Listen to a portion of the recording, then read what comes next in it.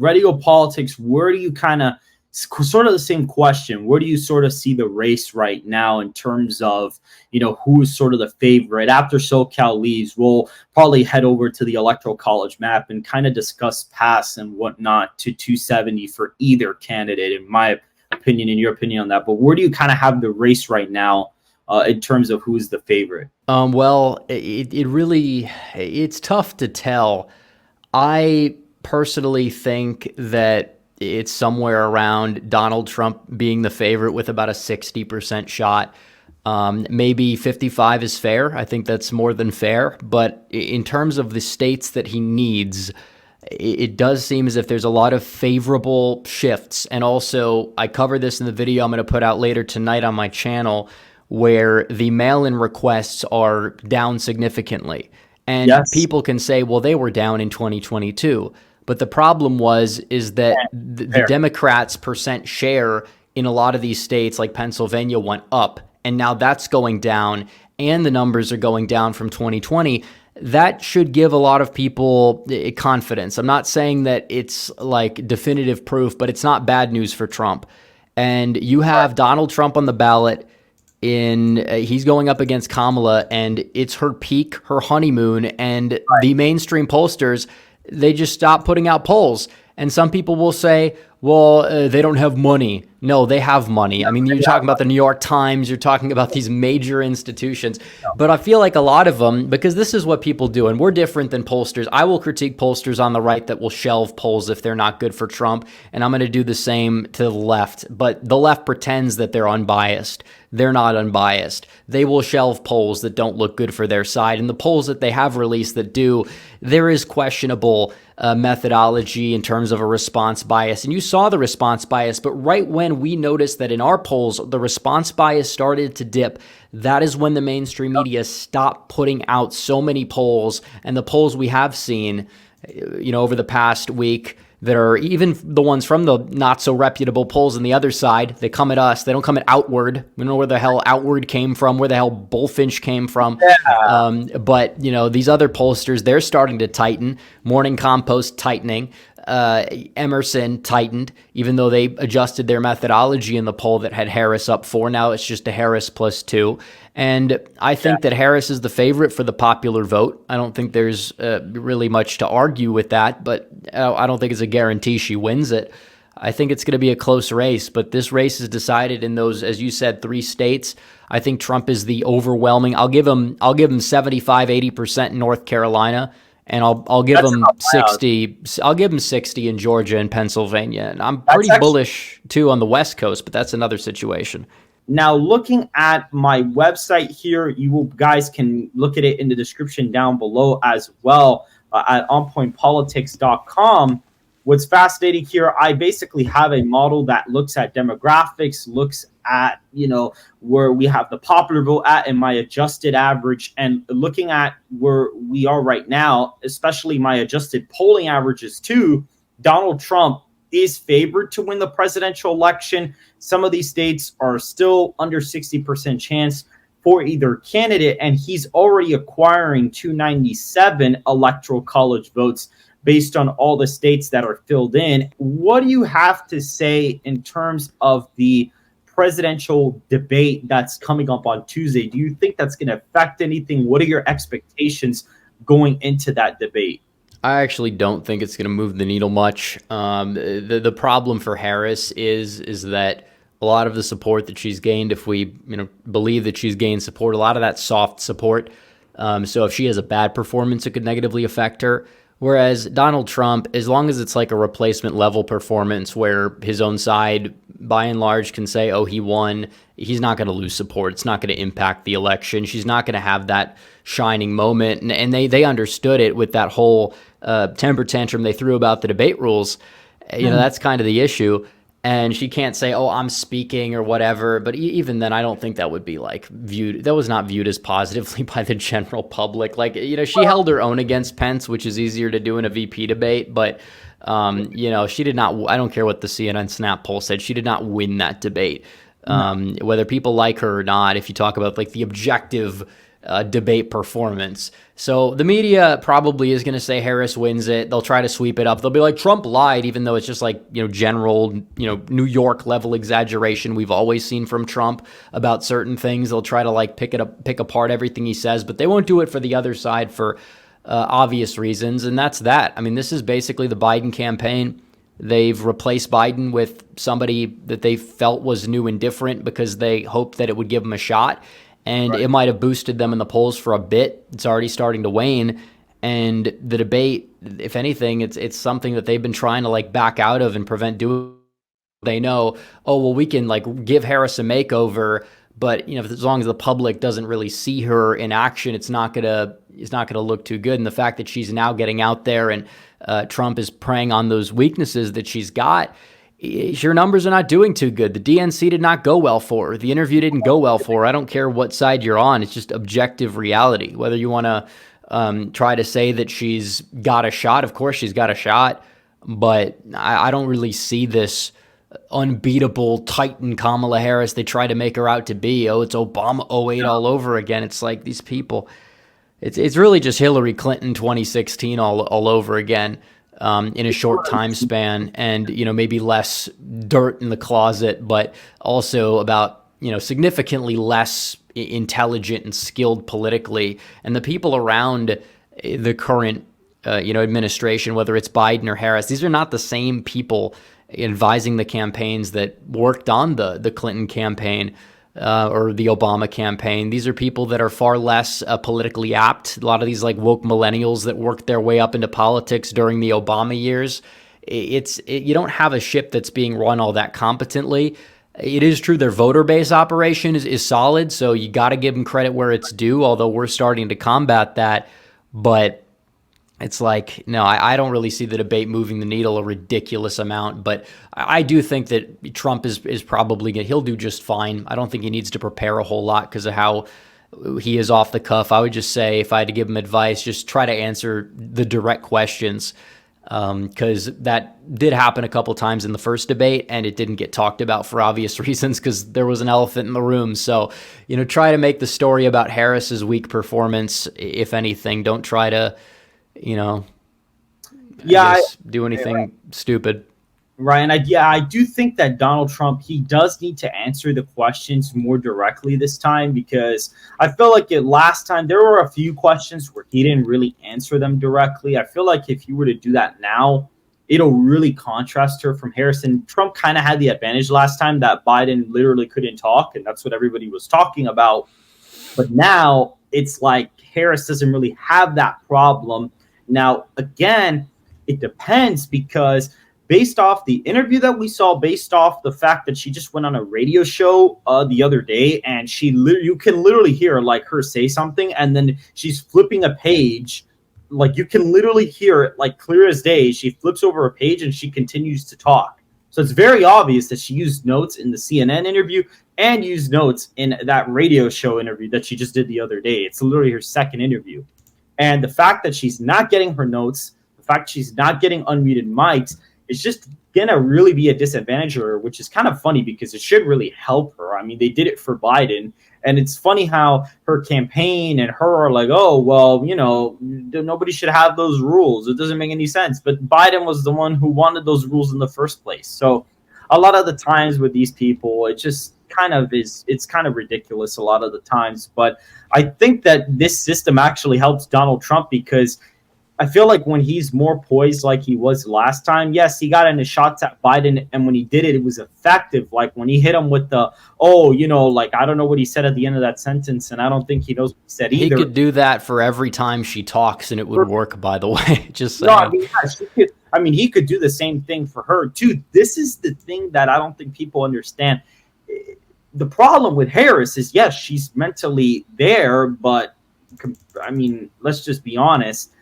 IQ-wise, is definitely one of on the lower end in terms of the recent presidential nominees, like probably even worse than W. Bush, which is really saying something in terms of like public presentation. It's a lot lower than other candidates. Even like the CNN interview, like paying attention to the little things. You can see like the stage lighting wasn't done exactly properly. Like her face was contrasted with a lot of shadows. Like it wasn't done in a way where it seemed like the whole interview seemed like a lot. I've seen a lot of people describe it this way, as a parent teacher conference with Tim Walz and her. So it just didn't give the vibe, and that's what I heard a lot of voters talk about on the two-way show with Mark Halperin, and that side is a lot of like left indies, and they were saying stuff like that. And so I do think the debate may be a problem, and this is the big one that I think Trump's going to be able to get her on. I don't know if he's going to bring it up or the moderators are going to bring it up. More than likely, Trump brings it up. But it's like, really, when you think about it, how is she going to be able to defend that she knew Biden was mentally incapacitated for how many years, and now he's not there anymore? And so if Trump's like, well, why is your guy not here? Or, oh, Biden was not mentally sharp or whatever. And what is Harris going to say? Oh, yeah, he was mentally sharp. He's the smartest guy I know. Trump's going to be like, well, if he's so smart, why isn't he here right now? So I think that's going to be a crutch he can really nail her on. And I almost think he has to, because he can tie her to Biden's mental incapacity. And I actually think this is even worse, because it's like she literally lied about it. And he can use the whole thing that she said in her CNN interview, which she said she had no regrets about what she told the American people, which I find pretty appalling, because she should regret that. It's very obvious that Biden is not mentally at the top of his game. And a lot of voters, this is how sad this is, a lot of voters did not know how bad he was. People kind of joked about it. It was like a stereotype, but people didn't know how bad it was until that debate. That's why. Yeah, I didn't think the debate would have been that bad for him. I thought Trump would have a victory, but I didn't think it would be an utter disaster for Biden. That's kind of the thing. But with Harris, she does not really have the, mental acuity either to be out there without a note card, apparently. That's what her own campaign admits. Now, looking at the Electoral College, we kind of have sort of an expanded battleground map in a way. I'd say right now, Harris is the favorite in New Mexico, Minnesota, Virginia, New Hampshire, Maine. I mean, it's apparent that she is the favorite in some of those internals that were done before. Biden kind of was polling down in those states, actually, in some of his internals. She apparently was up in some of those internals. And so it's kind of like a little bit iffy. Those states are not going to be solid wins for her, to be honest, but she is the favorite in those. And a lot of those have gone Democrat for some time now. So just for the sake of the stream, we kind of come down to these, 7 swing states plus Nebraska. Second, North Carolina, I'd say at this point goes to Donald Trump. I mean, he's won it twice. I don't really think it's possible she could pick it off, but if the popular vote is going to shift to the right, I really can't see North Carolina even voting for Harris. I mean, I think Trump's probably going to win it by more than 5. That's my modeled result. And a lot of the modeling that people I know, like data analyst Connor Kay, are looking at something within that range. I think his final modeling actually had Trump plus 6.5, and that's with kind of boosting Harris and some of the metrics that he has. So if he hadn't done that, it actually would have shown something even worse for Harris. And talking with people and looking at the trend in the state, which has been pretty stagnant, that state more than likely is going to go to Donald Trump. And at that point, it kind of leaves the major swing states. And here's the problem that people don't understand. If Georgia goes for Donald Trump, he's at 251. He is on the brink of 270. And from here, he's got multiple paths to make it. I mean, Pennsylvania would do it. That's kind of the path we're pulling right now, because it would kind of be like a nice thing for us to be like, look, we pulled Pennsylvania, North Carolina, and Georgia, and he's winning those. And as long as he holds the other 2020 states, he's at 270, so that's kind of why SoCal is polling that right now. Another path could be, Michigan and Nevada. That gets him to 270. Looking at, Arizona, Wisconsin, that gets him there. Yeah, that's another pathway too. It's not talked about a lot. The Wisconsin, Arizona, Georgia pathway, that is a very plausible pathway given certain trends and things we see. Right. Pennsylvania, Arizona, Nevada, if Georgia does go the other way. But I mean, I get really encouraged looking at the early data that we have out of Georgia. I know it's early. I know a lot can change, but there is far less mail-in ballot requests in total. And what that means is that there's a lot less room for Democrats to bank this, ridiculous advantage overall. A lot of their own base is in part just disillusioned. You're going to have lower turnout overall. And it's not like, Pennsylvania from 2022 either, because you're not going to have crossover for, Fetterman and Shapiro because Republicans put up weak candidates. Obviously Donald Trump also brings out these other voters too on election day that will, be these lower propensity voters, but they vote in presidential years. That's what our polls show. And they'll be voting for him too. And that's just, it all comes down to chasing ballots. But, Democrats, if they think they're running away with this election and that they just want to discredit our polls, they're just delusional. They're the ones shooting themselves in the foot. They're not critiquing the methodology. There's less than 2016 because in 2016, I mean, there are probably a couple left that they need to report. I remember seeing the number at like 88,000 recently. And in 2016, they had like 266,000. So if the mail-in request, if that's the final number, that is not good. Either they're all turning out on election day or something is seriously wrong with the Democrats' turnout in Georgia. Because honestly, if that's the final number, which I doubt it is, but if that were to hypothetically be the case, even if it's like at 150, 200, I mean, there was 266 mail-in / absentee ballots, and Trump still beat Hillary in the state by 5. So if it's anything lower than like 500,000, it's going to be pretty hard for Kamala Harris to win the state, or at least in my opinion, I think it would be pretty hard. And we're going to be doing some modeling and things like that coming up soon for Georgia. We're going to be able to kind of see what's up with that state. But right now, it's not looking good for her there. And again, that puts Donald Trump at a path to be very close. And Pennsylvania, I believe this cycle is the most critical battleground state, because if Trump gets Pennsylvania, it's game. With Georgia, it's over. But let's say Harris somehow gets really good African-American turnout and somehow wins Georgia. This would be the most confusing and worst combination of states we could have, where Trump wins Pennsylvania and Georgia goes blue, because at that point, Trump would really have to sweep the rest of the Rust Belt. And if she's winning Georgia, it's plausible she's getting Michigan to an extent.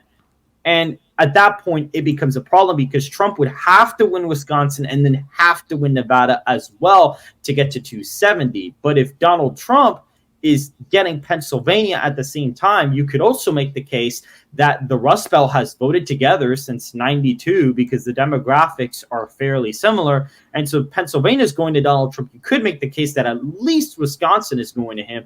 And at that point, he could win Arizona. He could even win Nevada, or even win Michigan. So again, even if she gets Georgia, it's not the end of the world, but it would be a little bit of a halt in the path. But Pennsylvania kind of is almost that game over state, because whoever wins Pennsylvania is going to have the advantage. And let's say Harris gets it, it's going to be hard for Trump to win, because if he's here at Georgia, he's going to have to win a Michigan or a Nevada to win. He would have to win Wisconsin and Pennsylvania. And if Pennsylvania is going blue, it may be really hard for Wisconsin to go red. That may be the issue, because at that point, if Pennsylvania is going again, those states have voted together since 92, and it's like the chance of Michigan going blue with Pennsylvania, but Wisconsin going red may be very slim and could come down to very slight demographic technicalities. So at the end of the day, that Pennsylvania-Georgia combination for Donald Trump is the most lethal for him to use against Kamala Harris, because he gets to 270. Now, I do think, and again, this is obviously, I am a political analyst. I am trying my best to give an unbiased perspective of the race, but based on the situation, Kamala Harris is going to be the one certifying this election.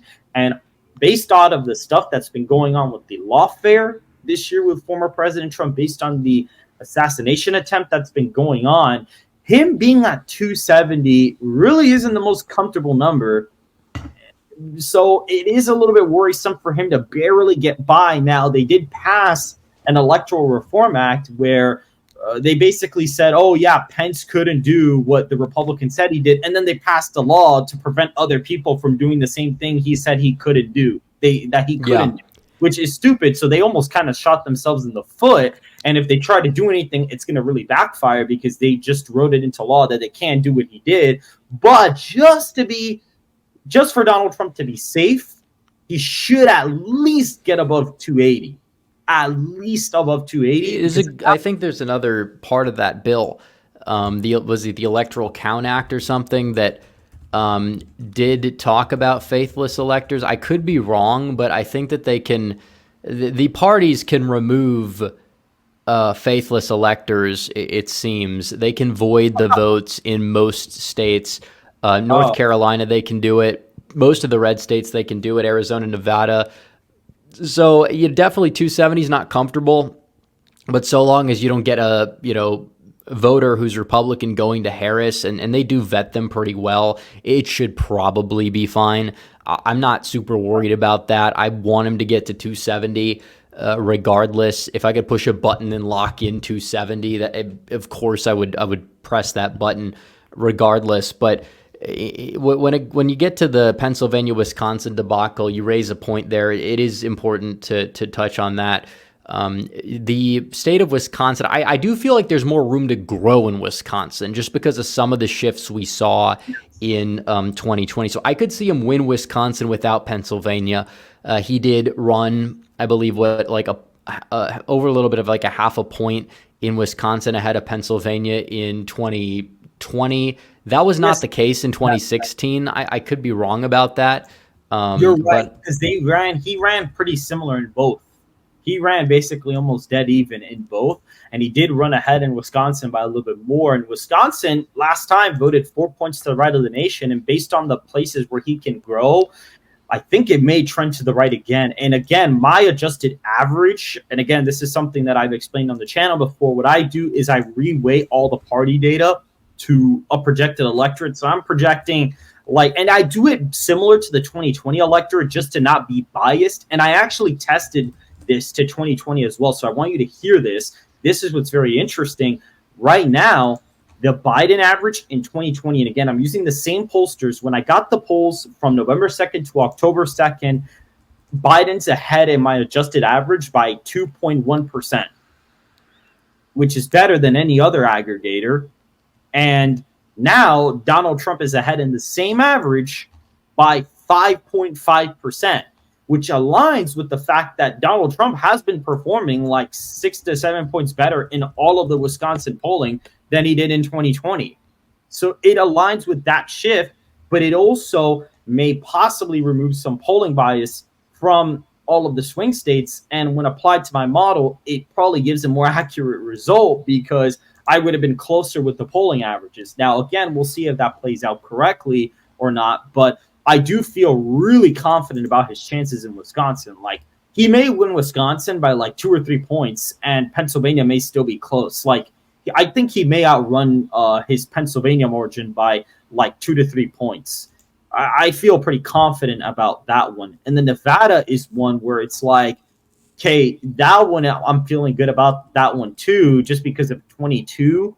Even though it was a subpar year for Republicans, they still did relatively well in Nevada. I mean, they even flipped the governorship in a pretty mediocre year. So it's like, if he's at 267, he could win with any of the states given. And if the Pennsylvania registration that Scott Presler has been doing, which has been amazing work. He's literally gotten counties to flip from Democrat to Republican in voter registration. So it may be very possible that this may be a baseline victory map where Trump is winning Georgia, he's getting Wisconsin, Pennsylvania, and probably picks up Nevada, and then Michigan, Arizona may be up on the table. But I'd say if he's winning Nevada, he's probably winning Arizona. But the one thing I'll say about the keys is that Lichtman is somebody who has kind of whitewashed his record. And if you look into some of his past, it's just extraordinarily inconsistent. You don't get to, say certain keys go a certain way when you don't do it, consistently. And of course, public perception matters. But when it comes to the economy, In 92, when the economy had a better public perception than now, he said, oh, well, you know what, I'm not going to give this key. And he was right, to be fair. He was right in his reasoning. And Bush did not win, partially because of the economy. There's a lot of factors at play, but when it comes to now, no, the economy's fine, he says, and anybody who says otherwise, it's like they're expressing disinformation. It's like, no, you have to be consistent. He said the third-party vote share key in 2016, he turned that. That was the reason why he allegedly had Trump winning, even though back then it was the popular vote. But you didn't see a third party get 5%. And then the next cycle, he ups it to 10%. It's like, what are you doing here? Like, there's so much inconsistency. He's not a prophet. He's not God. He's been wrong before. His reasoning is extraordinarily influenced by something, and we all have bias. I'm not saying that we don't, but it's like there is, like, when you live by the model this much and you also have that bias, you're going to start to interpret things differently. Like, you don't make a final prediction in September, for one, and for two, where's your election map? Because we know how these things go. It does, margins matter. They do. You could say they don't. They are not everything, but the person that says, Wisconsin is going to go red by 1, and the other person says, no, Wisconsin's going to go blue by 17. If it goes blue by 1, who was right? I mean, the guy that said Wisconsin is going to go right by 1, they're 8 times more accurate than the alternative. So we'd like to see maps, margins, what's going on here, because there's a lot at play here other than, I pick I turn some keys subjectively, and then it's this. And also, one last thing, what about the foreign policy success? What the hell is the success in foreign policy? He has the no military failure key false, but he has the success key true. Like, that, I don't even know how that would work. Like, that doesn't even make any sense. It's almost like those should almost be the same key, or even like both go false or true, because it's, if you have a military success, like, it just doesn't make any sense to me. And then it can to an extent, I will say. But like that would basically mean, oh, well, Afghanistan is a failure, which he says is not a failure. He used some other thing, but like, let's say they ended the war. Let's say they beat Russia in the war in Ukraine, like within a day, and Biden got credit for it. Okay, then that would make sense why it would be a double-edged sword. But you don't see that now. You don't see it. It's just a big mess with these people. They think that, all the predictions, that's what counts, that's what matters.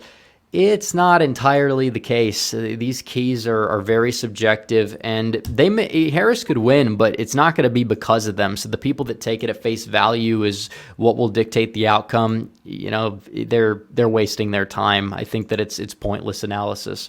And I do want to bring up something Alan mentioned on a stream in 2016. He was talking about the Electoral College. He never does them, but whenever he talks about them, he sucks at talking about them. I think in 2016, he was like, Iowa, Ohio, and Nevada are the same level of competitiveness. Like, he thought that Nevada was voting in line with Iowa and Ohio, and that they were going to be toss-ups.